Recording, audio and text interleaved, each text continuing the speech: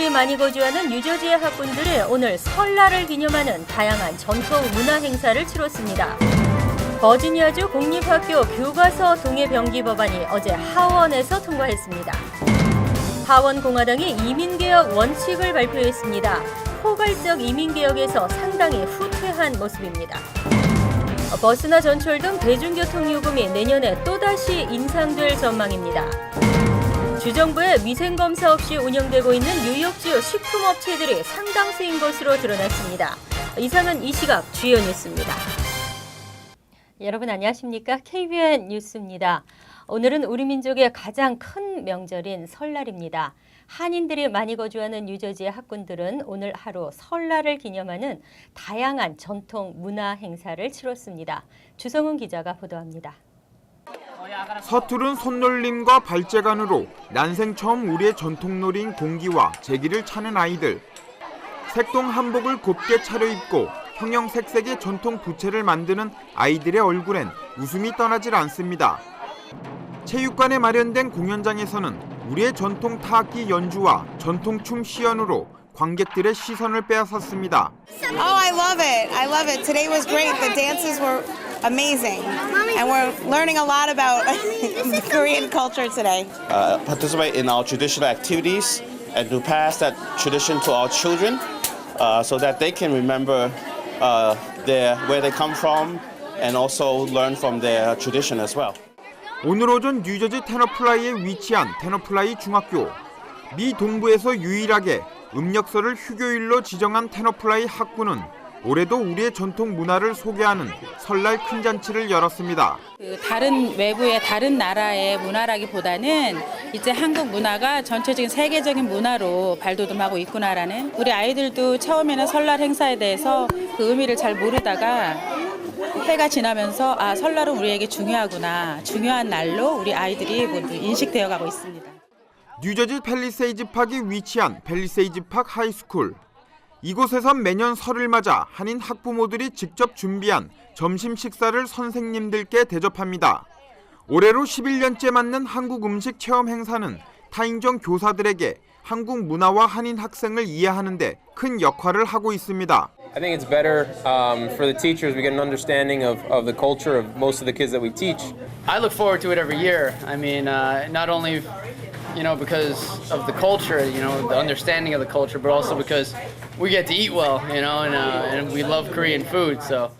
오늘 설날 알리기 행사를 준비한 각 학군의 한인 학부모들은 설날 큰 잔치가 자라나는 아이들의 정체성 확립과 지역사회의 우리의 문화를 이해하는 데 도움이 되길 바랬습니다. KBN 뉴스 주성훈입니다. 한인들의 힘이 동해병기를 이끌어냈습니다. 버지니아주 공립학교 교과서 동해병기 법안이 어제 세 번째 관문을 한 표 차로 아슬아슬하게 통과했는데요. 하지만 노골적으로 반대 로비를 펼치는 일본 정부와 달리 한국 정부의 보이지 않는 외교는 큰 아쉬움을 남겼습니다. 버지니아주 하원은 어제 오후 4시 교육위원회 초중등교육 소위원회 회의에서 동해병기 법안을 표결에 붙여 찬성 5표, 반대 4표로 가결 처리했습니다. 이는 상원을 통과한 동해병기 법안이 하원의 첫 관문을 통과한 것이어서 앞으로 상임위와 본회의 심의와 표결 과정에서 이 같은 흐름이 이어질 수 있을지 주목됩니다. 이날 표결은 별도 토론 없이 곧바로 표결에 들어갔으며 링간펠터 의원이 찬성표를 던지면서 단 2분 만에 법안이 통과됐습니다.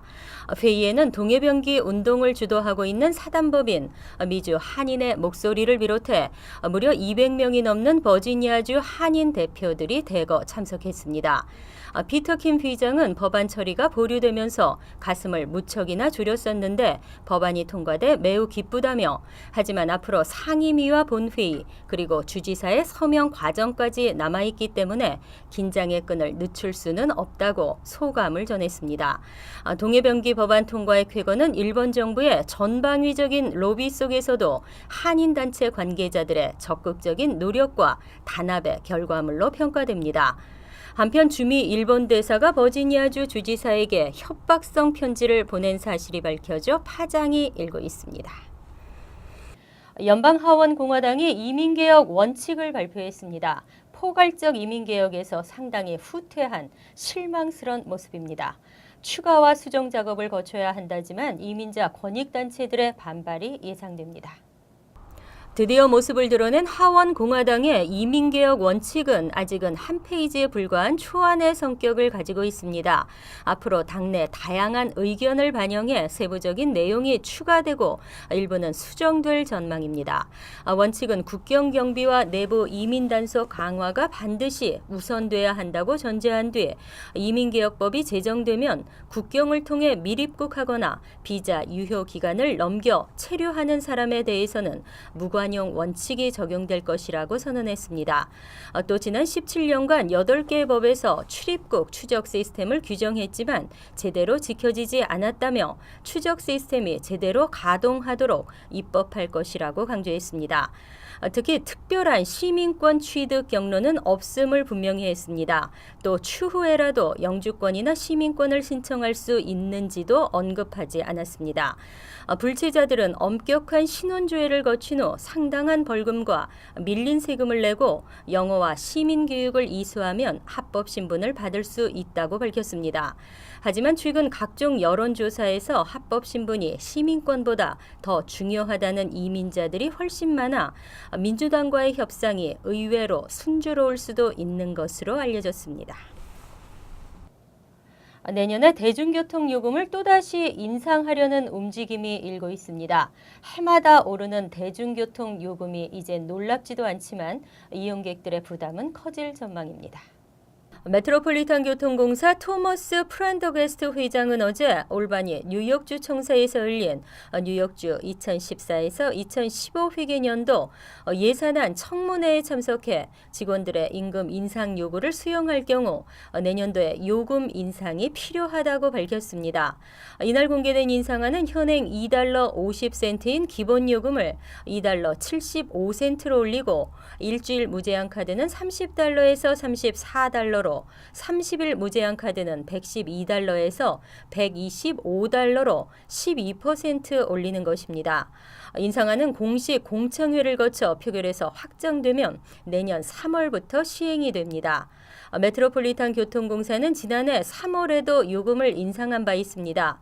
프렌더게스트 회장은 직원들의 요금 인상 요구에 따른 불가피한 조치임을 강조하며 지역 주민과 지역의 어려움을 가중시키는 최악의 선택이 될 것이라고 말했습니다. 한편 롱아일랜드 레일로드 등 메트로폴리탄 교통공사에 속한 노조들은 임금 인상을 요구하며 재계약을 거부하고 있습니다. 노조는 요금 인상 요구가 받아들여지지 않을 경우 오는 3월 파업을 예고했습니다. 무면허 운전 인명사고에 대한 처벌이 강화됩니다. 서민의 안전을 위해 보다 강력한 법 규정이 필요하다는 데 의견이 모아졌습니다. 현행 벌금과 구금형에서 최대 4년형에 처해집니다.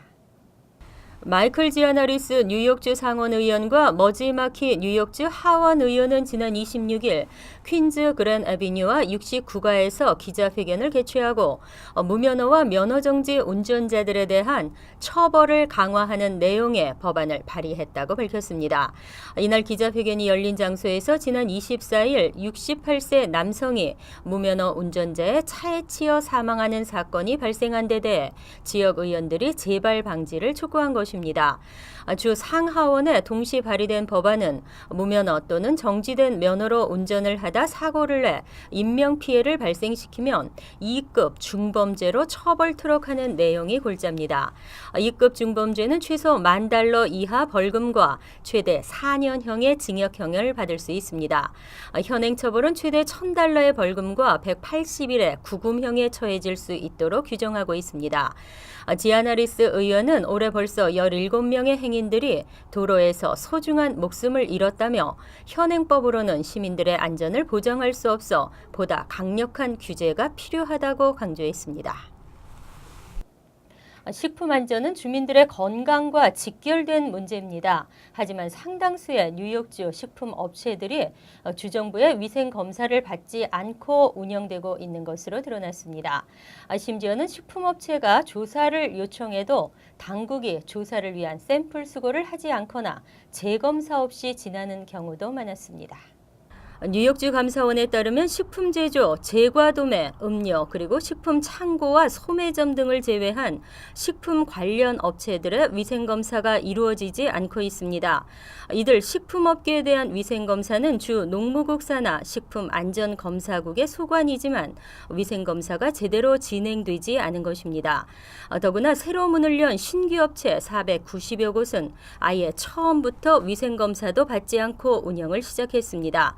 특히 지난 2011년 4월부터 지난해 6월까지 주정부에 신고된 식품 관련 업체에 대한 조사 요청은 5,700건이었습니다. 이 가운데 조사를 위해 당국이 식품 샘플을 수거해간 사례는 3,800여 건에 불과한 것으로 조사됐습니다. 이들 업체들은 위생검사를 받기는 했지만 재검사를 받지 않은 것으로 확인됐습니다. 원인은 인력 부족으로 파악되고 있습니다. 감사원에 따르면 현재 위생검사를 담당하는 조사관은 82명이지만 이는 연방정부가 권고한 인력보다 37%가 부족한 수준입니다. 토머스 디나폴리 감사원장은 농림국에 조속한 문제 해결을 촉구했습니다. 농무국은 문제점을 해결하겠다는 입장을 밝혔지만 구체적인 시행 계획은 발표하지 않았습니다. 어제 뉴저지 레오니아의 100년 된 주택에서 화재가 발생했습니다. 화재로 일가족 중 2명이 숨졌습니다.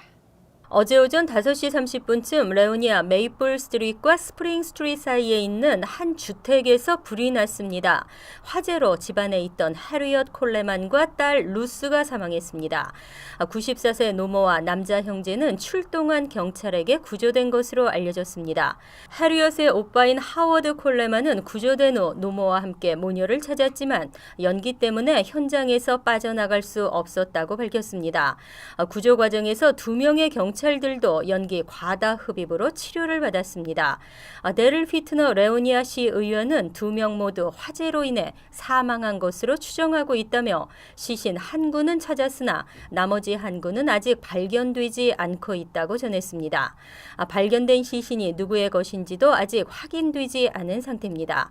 사망한 해리엇은 타운 내 학교 교통정리원으로 10년간 일하고 있었고 딸 루스는 해켄색에서 특수교육 프로그램에 참여하며 생활하고 있었던 것으로 알려졌습니다. 화재 원인은 아직 밝혀지지 않은 상태입니다. 어릴 때 식습관이 평생을 좌우한다는 말이 있습니다. 올바른 식습관이 건강과 질병 예방, 인성까지도 키워준다는 말인데요. 어릴 때 과체중이 비만의 시작이라는 지적입니다. 전국의 아동 7명 중 1명이 킨더가든에 들어갈 때부터 과체중인 것으로 조사됐습니다. 그리고 과체중인 5세 아동은 초등학교 재학 중에 비만이 될 가능성이 4배나 높은 것으로 나타났습니다.